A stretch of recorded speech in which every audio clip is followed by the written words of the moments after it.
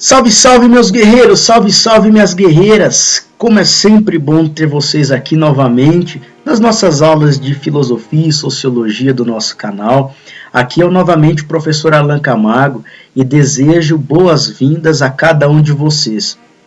Meus queridos e minhas queridas, hoje o tema da nossa videoaula é direitos humanos, mas eu quero deixar uma questão bem pontuada antes de nós começarmos a exposição sobre o assunto. O propósito desse nosso canal, Filosofia em Foco, não é trazer todas as possibilidades de reflexões ou debates sobre os diferentes assuntos que nós abordamos. Pelo contrário, o objetivo desse canal, em foco, é realmente trazer um mapeamento através de aulas sobre os principais conceitos e ideias que vocês devem ter memorizados e organizados em seus estudos para que os mesmos possam fluir de modo mais organizado, mais transparente e ajudar da melhor forma a condução, do que vocês estão aí se preparando. Eu gosto de sempre alertar que as reflexões, os aprofundamentos e as problematizações, elas derivam desse conteúdo básico, e obviamente se dão dentro do contexto presencial das salas de aulas. Por isso, aqui o que nós trazemos é um conteúdo, um mapeamento básico, e a partir dele aqui nas nossas aulas nós conduziremos o aprofundamento e a reflexão quanto a eles. Por isso, meus queridos e minhas queridas, não será diferente com o tema direitos humanos, em que nessa nossa videoaula, para ter a noção dos conteúdos básicos da sociologia sobre o tema, nós vamos entender, num primeiro momento, quais são as concepções de direitos que são entendidas e que depois dão margem a toda a problematização sobre o assunto. E passaremos ao estudo da construção histórica dos chamados direitos humanos desde a sua primeira geração, passando pela segunda, aí atravessando a sua internacionalização a partir do pós-guerra e chegando à terceira geração, que é a mais contemporânea. Portanto, vamos ter uma coisa muito bem clara em nossas concepções. Os direitos, sejam eles os direitos humanos, direito civil, direitos políticos, direito administrativo, direito penal, é interessante que eles podem ser pensados sob duas lógicas. A partir da lógica do direito natural ou do direito positivo ou positivado. Os direitos naturais são abordagens que entendem aquele conjunto de prerrogativas, de garantias, que seguem uma longa tradição histórica. São aqueles que não necessariamente precisam estar escritos em um código, em uma constituição, e pelo fato de serem normativos e ideais, eles são válidos em diferentes épocas, em diferentes contextos geográficos e culturais. É obviamente que eles têm um componente ético que é muito mais apelativo, e ele parte, obviamente, de uma construção racional dos indivíduos que não precisa necessariamente do Estado para existir. Já os chamados direitos positivos ou positivados são aqueles que estão, em contrapartida, escritos em códigos regulamentados. Obviamente, eles passam pela própria atividade jurídica do Estado, que a partir de então coloca-se como instituição que, pelo fato de regulamentar, de legislar esses direitos, passa a cobrar dos indivíduos e até mesmo a implementar sobre os seus dominados, o seu povo. Nem sempre o direito positivado ele tem uma abordagem de justiça ou de ética. Ele tem uma objetividade em termos pragmáticos, mas não necessariamente uma dimensão ética. Aí todas as problemáticas que surgem das leituras dos direitos humanos, meus queridos e minhas queridas, elas vão repousar em grande parte sobre essa distinção. Será que os direitos humanos eles são naturais? Em outras palavras, são aqueles que vêm pela tradição, não precisam necessariamente estar escrito, eles são inerentes aos seres humanos, independente de existir ou não Estado, independente da cultura em que eles vivam, do tempo histórico, ou não? ou os direitos humanos são aqueles pura e simplesmente escritos nos códigos, regulamentados pelos estados. Essa divergência vai existir muito dentro do debate da sociologia. É importante que você já tenha muito bem clara o posicionamento que os autores vão tomar dentro dessa questão. Os chamados direitos humanos, eles vão encontrar a sua origem na chamada primeira geração, que é aquela construída desde os séculos XVIII e XIX, no momento em que a Europa atravessava os contextos das revoluções burguesas, como a Revolução Francesa, e nos Estados Unidos, né, a sua própria independência, o contexto da difusão dos ideais iluministas. Nós até tivemos uma videoaula sobre o assunto, caso você não se lembre, valeria a pena você ter acesso a ela. O contexto dos liberalismos, seja econômico, seja político, e o movimento dos constitucionalismos, ou seja, movimentos que reivindicavam a necessidade dos estados nacionais naquele contexto firmarem constituições para impedir o abuso de poder por parte das autoridades e colocar todos agora sob o âmbito de uma mesma jurisdição. Naquele contexto, os teóricos da primeira geração dos direitos humanos buscavam defender as liberdades, sejam individuais, coletivas, como a liberdade de expressão, a liberdade religiosa, a liberdade de locomoção e outras liberdades civis. E para isso, o Estado ele teria a obrigação de não intervir na sociedade. Ele deveria ser um Estado absenteísta, aquele que se mantém, vamos dizer assim, de escanteio na sociedade, com o único papel de garantir, de dar as condições para que os indivíduos fossem livres dentro da sua jurisdição. No entanto, quando nós chegamos ao contexto da transição do século XIX para o século XX, todas as liberdades trazidas pela primeira geração dos direitos humanos passam a ser reconhecidas em suas diferenciações sociais trazidas. Em outras palavras, a ideia de liberdade trouxe garantias, trouxe conquistas para apenas uma classe, notadamente os mais poderosos, a burguesia, em detrimento da liberdade para outras classes sociais que também existiam.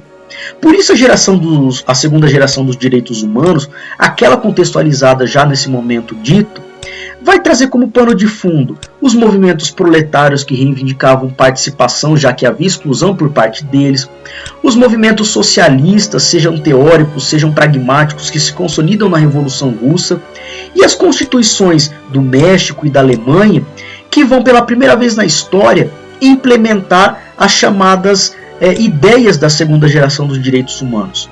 Esses teóricos reivindicavam uma busca agora não mais pela liberdade especificamente, já que ela teria trazido, para os contextos europeus a diferenciação, a desigualdade, seria fundamental a partir de agora buscar a igualdade entre os indivíduos. E para isso, o Estado deveria intervir na sociedade, deveria ser aquele Estado prestacionista que garante, a partir da sua força, direitos como sociais, econômicos e culturais para diminuir as desigualdades e criar maior isonomia e equidade entre os indivíduos. Quando nós avançamos pelo contexto do século XX, os direitos humanos, já que tidos nesse conceito, deixam de ser entendidos como lutas de povos, sociedades ou estados em específicos e passam agora a elevar-se como uma construção internacional. Em outras palavras, estávamos vivendo no contexto do século XX acontecimentos como o fim da Primeira Guerra, a Liga das Nações, que tenta, na verdade, evitar um segundo conflito de mesma proporção, mas que, na verdade, não consegue evitar um conflito de dimensões maiores, que foi a própria Segunda Guerra. A ascensão dos totalitarismos, particularmente com o nazismo, que veio com a sua perseguição em massas contra grupos específicos, e particularmente os judeus, proporcionando o Holocausto em diferentes países e regiões da Europa.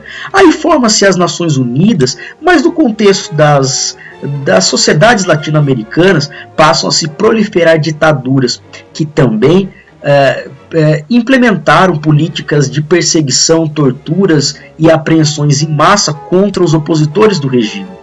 Nesse contexto, tratar dos direitos humanos deixa de ser uma questão nacional e passa a ser organizada e coordenada por diferentes países para tentar criar um acordo comum entre eles.